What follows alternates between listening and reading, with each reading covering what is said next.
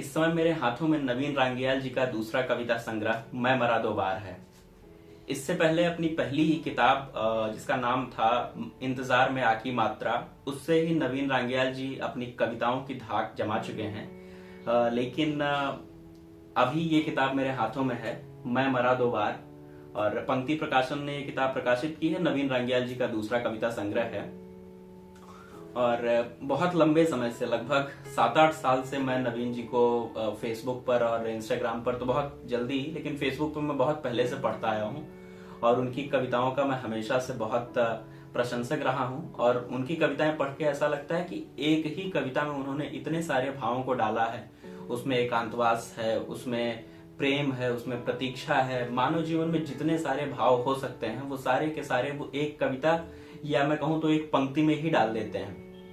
और इससे पहली किताब इंतजार में आकी मात्रा भी मैंने पढ़ी थी और वो किताब भी बहुत ही नायाब किताब थी कविताओं की दुनिया में, और ये किताब भी मैं पढ़ चुका हूँ। और इस किताब पर बात करने के लिए फिलहाल यहाँ हूँ मैं।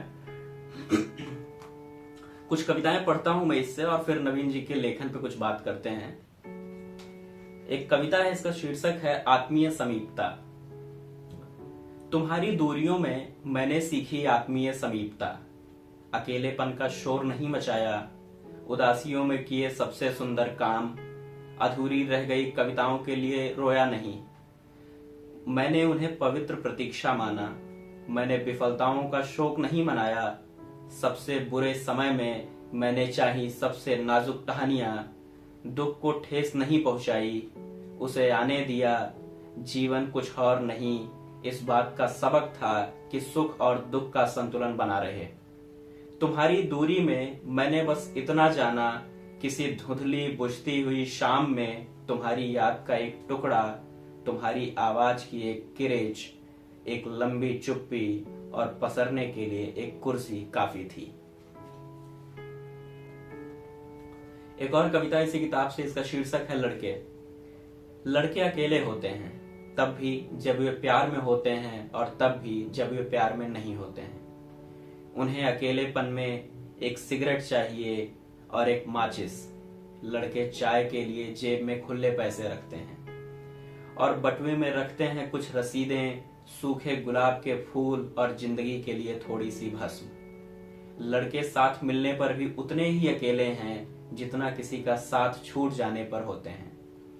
लड़के एक साथ कई जगह होते हैं, घर में भी, घर के बाहर भी और बाहर के बाहर भी होते हैं लड़के।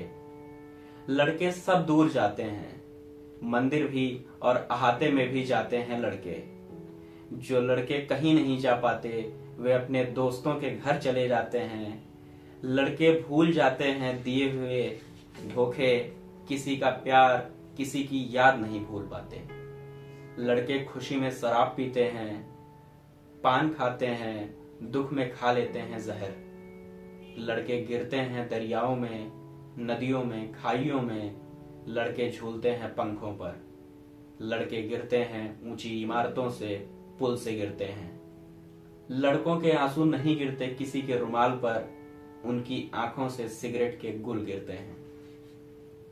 एक और कविता पढ़ता हूं इसी किताब से, इसका शीर्षक है और उसे खो देता हूं। सारी देह में समेट कर जब वह उठती है बिस्तर से, अपने हेयर बैंड को मुंह में दबाए अपने बालों को बांधती है तो उसकी गर्दन से चुम्बन याद आता है। रात भर से जागी थकी हुई उसकी मदालस आंखों में शिव ने फूंक दी हो अपनी दृष्टि जैसे। सोचता हूं अपने जूड़े में कितना कसकर बांध लेती है वो अपनी आवारगी, अपने टूटे हुए बालों में चुनती है एक एक क्षण जो इसी रात टूट कर बिखरा था यहाँ वहां। जैसे शिव बिखेरते हैं फिर समेटते हैं ये सृष्टि, बनाते हैं फिर मिटाते हैं। मेरी दुनिया संवरती है, संवरते संवरते बिखर जाती है। उस क्षण कितनी चाह भरी थी तुम्हारी देह में, कितना शोर था मेरे हाथों में। चाह और शोर के इस द्वंद में मैं बार बार बिखरता और संभलता हूँ। उसके साथ वहीं उसके करीब इस बिखरी हुई दुनिया में अपने आज्ञा चक्र पर टिक कर बैठ जाता हूँ। उसके प्यार में पा लेता हूँ अपना ईश्वर और उसे खो देता हूँ। तो ये कुछ कविताएं थी नवीन जी की इस किताब से। और मुझे लगता है नवीन रांगियाल जी हमारे समय के सबसे जरूरी कवियों में से एक हैं। उनका लेखन इतना गहरा है और पढ़ते हुए ऐसा लगता है कि एक साथ बहुत सारे लेखकों ने एक ही कविता में अपना सहयोग दिया हो, और हम किसी ऐसी कविता को पढ़ रहे हैं जिसको लगभग 10, 20, 50 लोगों ने लिखा हो, 50 लेखकों ने लिखा हो। और मुझे लगता है कि सबसे अच्छी और सबसे जरूरी कविताएं वही हैं जो अपने समय की सबसे ज्यादा गवाही देती हैं। जितनी घटनाएं वो देखती हैं उन सारी घटनाओं का लेखा जोखा रखती हैं। तो मैं मरा दो बार बहुत ही अच्छी और बहुत जरूरी किताब है, मुझे लगता है सबको पढ़नी चाहिए।